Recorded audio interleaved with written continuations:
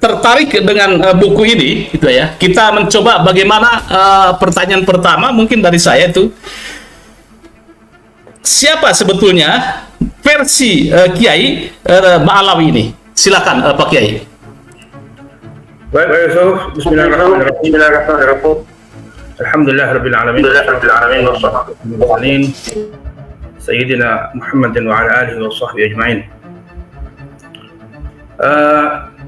Siapa Ba'alawi tentunya bukan versi saya, tapi keluarga Ba'alawi adalah keluarga yang sudah dikenal di dunia Islam. Mereka adalah keluarga keturunan Habib Alawi bin Ubaidillah. Dari nama Alawi bin Ubaidillah inilah kemudian dikenal keluarga Ba'alawi. Ba'alawi itu maksudnya bin Alawi, anak Alawi. Keluarga anaknya Alawi. Di Yaman biasa mereka mengganti bin dengan Ba. Dan keluarga ini, keluarga Ba'alawi, telah melahirkan orang-orang besar di dunia Islam sebagai ulama, sebagai cendekiawan, dan tentu ini sudah dikenal oleh masyarakat di berbagai negara Islam, termasuk di Indonesia. Kalau saya mau menceritakan kebesaran keluarga Ba'alawi atau kemuliaan keluarga Ba'alawi, mungkin kurang pas kalau saya ngasih contoh dengan habaib di Indonesia, karena sekarang ini sebagian orang Indonesia sudah kurang percaya dengan Ba'alawi. Maka kalau saya ambil contoh Indonesia mungkin langsung tolak.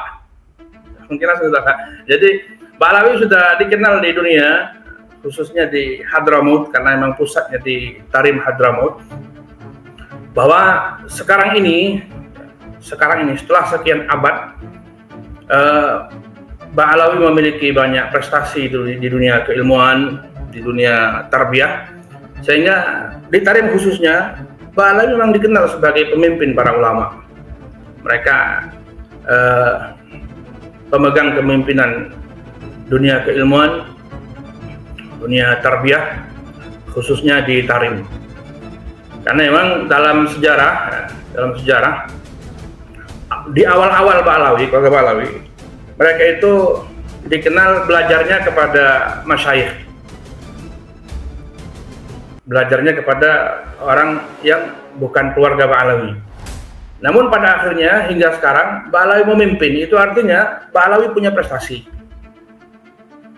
Karena dari awalnya belajar pada orang lain, kemudian mereka memimpin keilmuan di sana, itu artinya mereka punya prestasi sehingga menggantikan posisi ulama dari keluarga non Ba'alawi. Ini adalah sejarah yang dikenal oleh orang-orang Yaman, dan tentunya di Yaman itu berbeda Pak Yusuf dengan di Indonesia. Di Yaman itu untuk memimpin keilmuan, untuk memimpin ulama misalnya, itu betul-betul harus berkompetisi gitu, karena di Yaman kan sama-sama Arabnya, sehingga kalau tidak alim beneran ya tidak bisa memimpin gitu. Beda dengan di Jawa sini, apalagi tradisi di Jawa sini ada tradisi yang melanjutin ayahnya anaknya gitu kan. Kadang-kadang walaupun anaknya nggak alim banget, tetap anaknya yang menggantikan. Di Arab tidak seperti itu. Artinya kalau di Arab ada sebuah keluarga betul-betul memimpin, menjadi pemimpin ulama, melahirkan orang besar, artinya mereka benar-benar berprestasi. Dan banyak ulama dari kalangan Ba'alawi yang masyhur di dunia, bahkan bukan hanya kelas lokal lah istilahnya. Dan yang paling masyhur di antara mereka adalah Al-Imam Abdullah bin Alawi Al-Haddad, di mana kitab-kitab beliau, karangan-karangan beliau dibaca di belahan dunia, khususnya dunia Islam, di mana guru saya Syekh Muhammad bin Ali Al-Maliki termasuk ulama besar di Makkah Al-Mukarramah yang juga mempelajari, mengkaji kitab-kitab Ba'alawi, khususnya kitab-kitab Al-Imam Abdullah Al-Haddad. Dan termasuk sebetulnya keilmuan habaib keilmuan Ba'alawi juga masuk ke Indonesia, walaupun kita tidak memungkiri bahwa keilmuan Ba'alawi di Indonesia bukan mendominasi, karena ketika kemarin ada yang mengangkat bahwa Ba'alawi itu juga guru bagi ulama kita di Indonesia, ada yang seperti nggak terima, menganggap bahwa keilmuan Ba'alawi atau sanad Ba'alawi masuk Indonesia itu hanya sekian persen saja, tidak banyak sekali. Oke, betul bahwa ulama Indonesia sanad keguruannya, keilmuannya banyak ke Mekah, khususnya yang akhir-akhir ini kan, yang di masa Syekhul Bangkalan misalnya banyak ke Mekah. Namun begitu, tetap kita tidak bisa memungkiri bahwa keilmuan Ba'alawi juga masuk ke Indonesia walaupun sekian persen.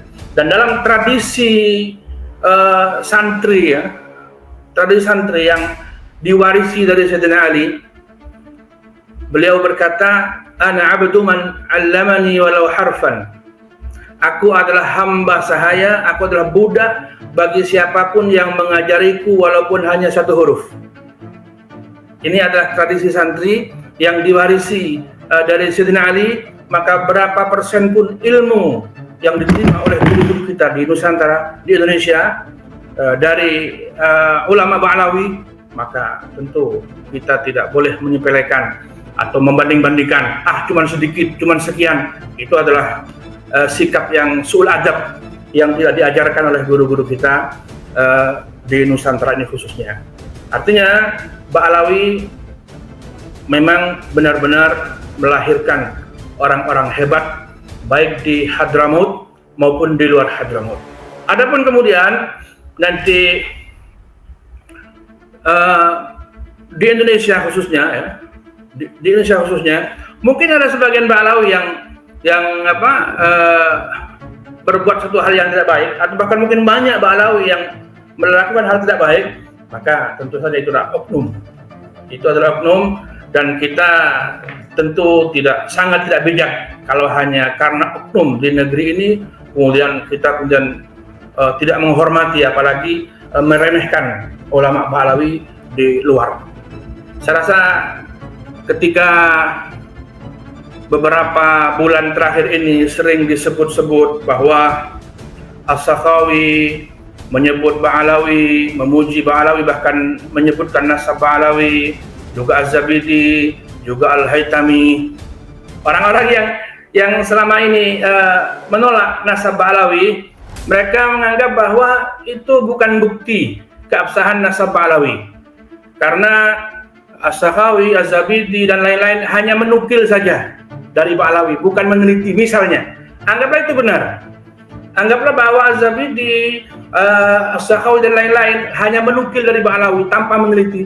Justru ini menunjukkan bahwa di mata As-Sakhawi, di mata Al-Haytami, di mata Az-Zabidi, Ba'alawi itu adalah keluarga besar yang melahirkan orang-orang hebat, orang-orang mulia, orang-orang bahkan dikenal dengan ulama, atqiya, ulama bahkan para wali. Sehingga kalaupun benar mereka tidak meneliti, itu saking percayanya bahwa Ba'alawi itu tidak perlu diteliti karena mereka orang-orang baik, orang-orang soleh, orang-orang tawadhu, orang-orang alim. Nah, kan di sini kan juga ketika saudara-saudara kita mulai mengorek-orek nasab Ba'alawi itu kan karena adanya oknum itu.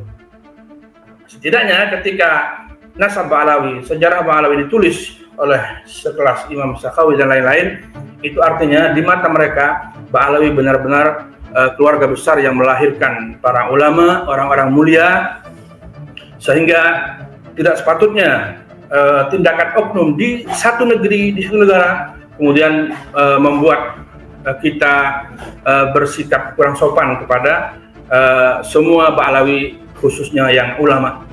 Demikian singkat terkait keluarga Ba'alawi, Pak Yusuf.